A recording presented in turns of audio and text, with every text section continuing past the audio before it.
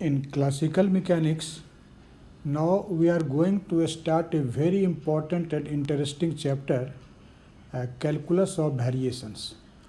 Actually, in this lecture, I would like to give you a brief introduction of calculus of variations. In fact, this chapter is equally important for students of physics and mathematics both. In fact, calculus of variation is a very important subject, as I have told you, of classical mechanics. So first of all, we should know what is the basic problems which will be dealt by the method of calculus of variations. In fact, the basic problem of calculus of variations is to find the curve for which a given line integral has extremum or stationary value. So this is the basic problem of this calculus of variations. In fact, we shall also demonstrate the Hamilton's principle is a special case of general formulation in this chapter.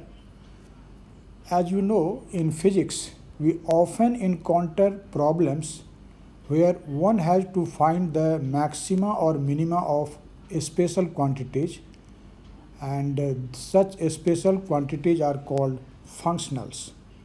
So I would like to first of all define this functional, so you will be happy when this will be used while dealing with calculus of variations, because it is possible that this term functional may be a new fact for you. So I would like to first of all define this functional. Actually, a functional is defined as a function of several functions. When you say that functional is a function of several functions, what does it mean? For explaining this, let us consider that y1, y2, so on yn be functions of a single variable x defined in an interval, let us say ab, and let S be the set of these functions. Then functionals are defined as variable quantities whose value depends on the choice of one or more functions in S.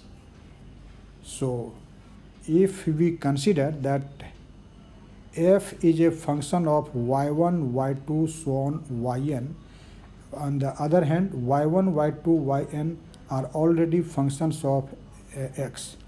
So in this condition you can say that f is a function of n functions.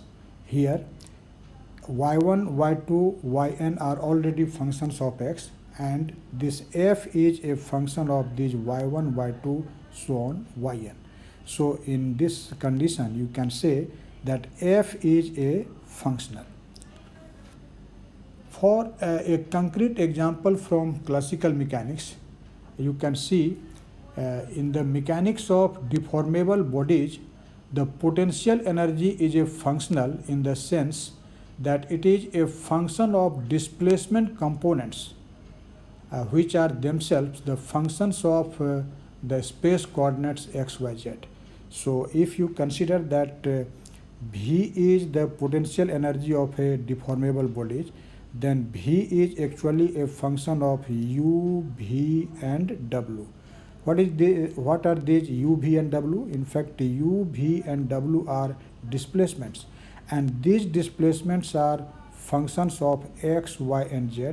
V is also a function of x, y and z. W is also a function of x, y and z, and these x, y and z are space coordinates. So you can see the potential energy of a deformable body is a function of displacements, and displacements are already functions of a space coordinate. So in this sense, from the definition of functional, you may call that this potential energy of deformable bodies are actually functionals.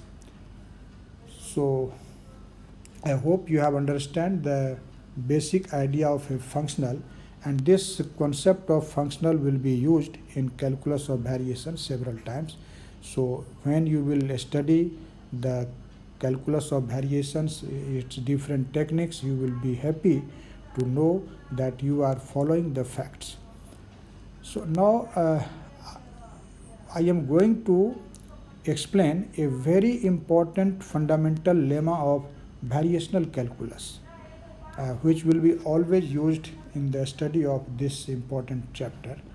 So for this let us consider phi of x is a continuous function in the range x naught x1, and let us consider if this line integral of the product of phi of x times eta of x from x naught to x1 is equal to 0. If it is 0 for all continuous functions of eta x, which is also continuously differentiable, then phi of x is equal to 0 on the interval x naught x1. So this is a very remarkable lemma, and we will always use this lemma while dealing with the problem of calculus of variations. You will find when we will discuss the Euler-Lagrange equation, that is the necessary condition for a path to be extremum, or you may say either stationary or maximum or minimum, then this particular lemma will be definitely used. So this is a very brief introduction regarding the variational calculus. Now from in the forthcoming lecture, we will discuss in detail the different techniques, the different problems of this variational calculus.